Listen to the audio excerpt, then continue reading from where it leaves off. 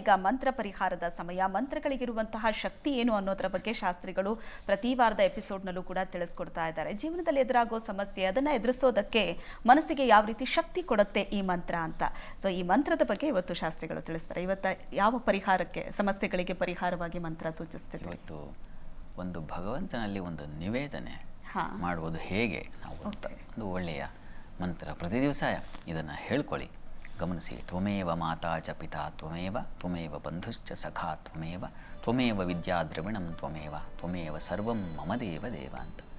ನೀನೇ ತಂದೆ ತಾಯಿ, ನೀನೇ ಬಂಧು ಸಖ ಅಂದರೆ ಸ್ನೇಹಿತರು, ನೀನೇ ವಿದ್ಯಾ ದ್ರವಿಣಂ, ನಾನು ಓದುವ ವಿದ್ಯೆ ನೀನೇ, ಅದರಿಂದ ಸಂಪಾದಿಸುವ ಹಣವೂ ನೀನೇ ಆಗಿದೆಯಾ, ಮತ್ತು ತ್ವಮೇವ ಸರ್ವಂ ಮಮ ದೇವ ದೇವ, ಎಲ್ಲವೂ ನೀನೇ ಆಗಿರುವಾಗ ನನಗೆ ಯಾವ ರೀತಿಯ ತೊಡಕುಗಳು ಬರೋದಿಲ್ಲ.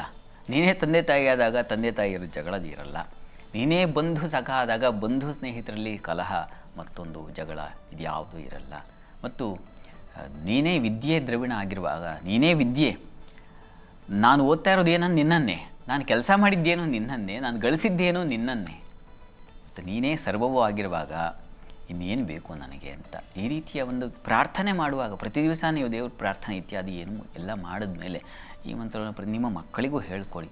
ಇಂಥವುಗಳನ್ನು ಹೇಳಿಕೊಟ್ಟಾಗ ಮನಸ್ಸಿಗೆ ಆ ಭಾವನೆ ಬರುತ್ತೆ. ಮುಖ್ಯವಾದ ಭಾವನೆಯೇ ಭಗವದ್ ಸಾನ್ನಿಧ್ಯದಲ್ಲಿ ನಿಂತುಕೊಂಡು ಈ ಮಂತ್ರಗಳನ್ನು ಹೇಳಿಕೊಂಡಾಗ ನಮ್ಮ ಮನಸ್ಸಿಗೆ ಒಂದು ಸಚ್ಚಿಂತನೆಗಳು, ಆವರಣಗಳು ಹಾಗೆ ಬೆಳೆಯುತ್ತೆ. ತನ್ಮೂಲಕ ಮನಸ್ಸು ಶುದ್ಧಿಯಾಗುತ್ತೆ, ಆಲೋಚನೆಗಳು ಶುದ್ಧಗೊಳ್ಳುತ್ತೆ, ತನ್ಮೂಲಕ ನಮ್ಮ ಬದುಕು ಶುದ್ಧವಾಗುತ್ತೆ.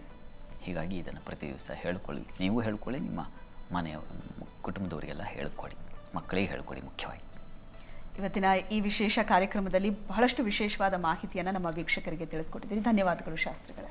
ಸರ್ವೇ ಜನಾಃ ಸುಖಿನೋ ಭವಂತು, ಸಮಸ್ತ ಸನ್ಮಂಗಳಾನಿ ಭವಂತು. ಎಲ್ಲರಿಗೂ ಶುಭವಾಗಲಿ.